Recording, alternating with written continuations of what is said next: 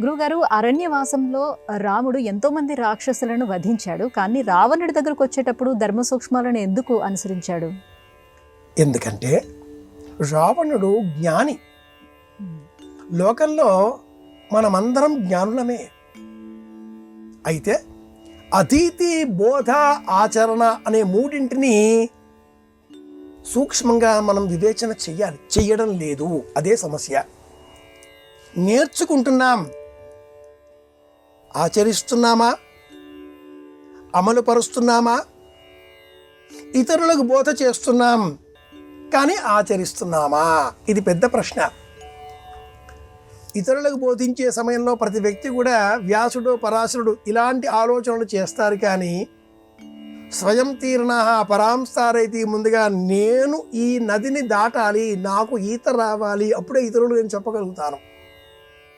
ఈ జ్ఞానం పోగొట్టుకొని ఇతరులకు అందరూ అన్నీ బోధిస్తూ ఉంటారు. బోధ చాలా సులభం, ఆచరణ చాలా కష్టం. రాక్షసులందరూ కూడా ఖరదూషణాదులు లేదా ఇంకా చాలామందే శ్రీరామాయణంలో మారీచుడితో సహా, తాటకతో సహా ప్రాణములు కోల్పోయి కైవల్యం చేరుకున్నారు. వారందరికీ లేనిది రావణునికి మాత్రమే ఉన్నది వివేకం. కాబట్టి ధర్మ సూక్ష్మం ఏర్పడింది. రావణుడు నిత్య శివ పూజా దురంధరుడు, ఒక గొప్ప లక్షణం. రెండవ లక్షణం మాతృవాక్య పరిపాలకుడు. తల్లి ఏది చెబితే అది తూచా తప్పకుండా పాటిస్తాడు. ఇది రెండవ లక్షణం. 3, కాల సంధ్యావందనం ఆచరించే సూర్యోపాసకుడు. ఉదయం, మధ్యాహ్నం, సాయంత్రం త్రికాలాలలో సంధ్య తప్పకుండా ఆచరించేటటువంటి అలవాటు ఉన్న వ్యక్తి. ఈ రూపంలో మనం ఆ రావణ స్వరూపాన్ని మనం గమనించినప్పుడు ఒక తేజస్సు ఏర్పడుతుంది. శ్రీరామచంద్రమూర్తి అకారణంగా, అహేతుకంగా ఎవరి మీద ఆగ్రహం తెచ్చుకునేటటువంటి దైవం కాడు. తాటక, ఖరదూషణాదుల సంహారం కూడా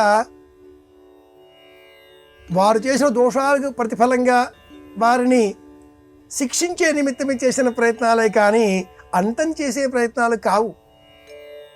ఇక్కడ రావణుడు ఒక పెద్ద అపరాధం చేసి ఉన్నాడు.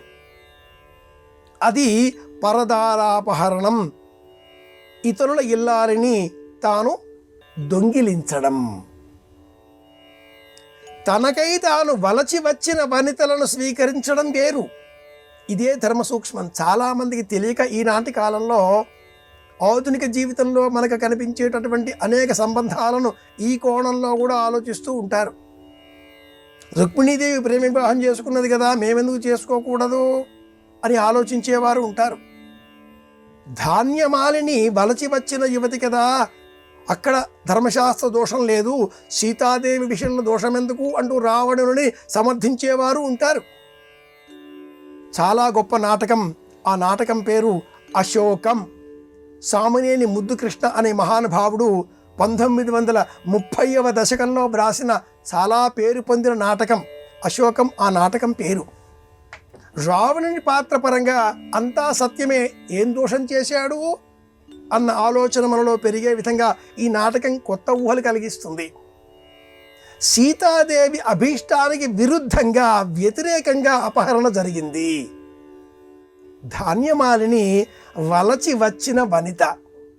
వలచి వచ్చిన వనిత స్వరూపం వేరు, అపహరణ వేరు. ఈ ధర్మ సూక్ష్మంతో రావణుడిలో ఎన్ని మంచి గుణాలు ఉన్నా కూడా, వర్చస్సు ఉన్నా కూడా దోషం దోషమే.